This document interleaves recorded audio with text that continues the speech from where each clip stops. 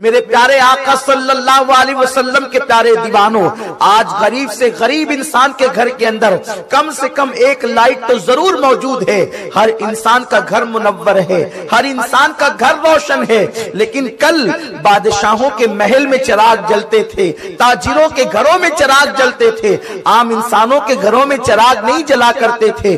ایسے حالات سے لوگ گزرتے تھے، لیکن میرے پیارے آقا صلی اللہ علیہ وسلم کے دیوانوں، کل کے مقابلے میں آج دولت زیادہ ہے، کل کے مقابلے میں آج آسانیاں زیادہ ہے، کل کے مقابلے میں آج جو ہے زندگی گزارنے کے لیے عیش و عشرت کے سامان زیادہ ہیں، لیکن میرے پیارے آقا صلی اللہ علیہ وسلم کے دیوانوں، ہونا تو یہ چاہیے تھا جس اللہ نے ہم پر راہ کشادہ کر دیا، ہمارے لیے مال کشادہ کر دیا، ہمارے لیے زندگی کشادہ کر دی، ہمارے لیے عیش و عشرت کے سامان اللہ نے مہیا فرما دیے، ہونا تو یہ چاہیے تھا اس رب کی بارگاہ میں سربت سجود ہو جاتے۔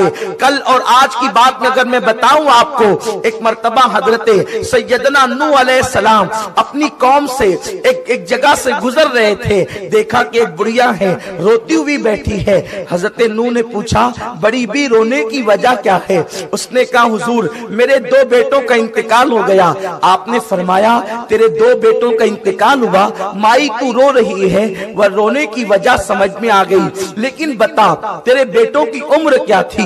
اس بڑھیا نے کہا ایک کی عمر 500 سال تھی، دوسرے کی عمر 550 سال تھی۔ حضرت نوح علیہ السلام مسکرانے لگے۔ بڑھیا نے کہا اے اللہ کے پیغمبر، میرے بچوں کی موت پر آپ مسکراتے ہیں، میں روتی ہوں آپ مسکراتے ہیں۔ حضرت نوح علیہ السلام فرماتے ہیں بڑھیا میں تیرے بچوں کی موت پر نہیں مسکراتا، میں تو امت محمدیہ کو یاد کر کے مسکراتا ہوں۔ تیرا بیٹا ایک 500 سال کا ہوا، دوسرا 550 سال کا ہوا، اس کا انتقال ہوا تو تو اس پر رو رہی ہے۔ امت محمدیہ میں تو کوئی 60 سال میں انتقال کرے گا، کوئی 70 سال میں انتقال کرے گا، اور 80 تک تو بہت کم لوگ جائیں گے۔ اللہ اکبر! اس بڑھیا نے اتنا سنا، سننے کے بعد اس نے کہا اے اللہ کے پیغمبر، آپ نے عجیب سی بات کہی، اگر وہ 60-70 سال جیئیں گے، کل ان کی عمر فطری اور طبعی طور پر 60-70 سال کی ہوگی، اس کا مطلب وہ گھر تو نہیں بنائیں گے، کیونکہ گھر بنانے کی ضرورت ہی پیش نہیں آئے گی۔ 60-70 سال کی بھی کوئی عمر ہوتی ہے، وہ تو یوں ہی چلتے پھرتے گزر جائے گی، وہ تو جنگلوں بیابان میں غاروں گفا میں گزر جائے گی۔ اس وقت اللہ کے پیغمبر نے فرمایا تھا مائی تیرے گھر سے قیمتی ان کا گھر ہوگا، تیرے گھر سے خوبصورت ان کا گھر ہوگا۔ اس نے کہا حیرت ہے، تو پھر کیا 60-70 سال وہ صرف گھر بنانے میں ہی گزار دیں گے؟ وہ جیئیں گے کس طریقے سے؟ اس میں رہیں گے کب؟ حضرت نوح نے فرمایا تھا جس کا تو تصور نہیں کر سکتی، اس قلیل مدت کے اندر ان کے مکانات بنیں گے۔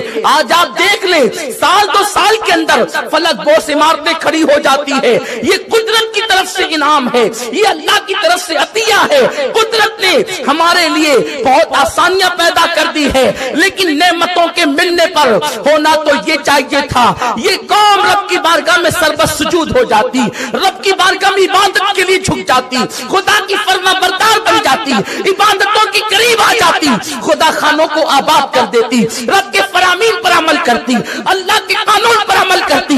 لیکن اللہ اکبر، شومی قسمت، خدا جتنی عنایتیں کر رہا ہے، خدا جتنا کرم کر رہا ہے، اللہ جتنے احسانات کر رہا ہے، اتنے ہی ہم اللہ کے باغی ہوتے جا رہے ہیں، رب سے دور ہوتے جا رہے ہیں، اس کے قانون کے ساتھ بے وفائی کرتے نظر آ رہے ہیں۔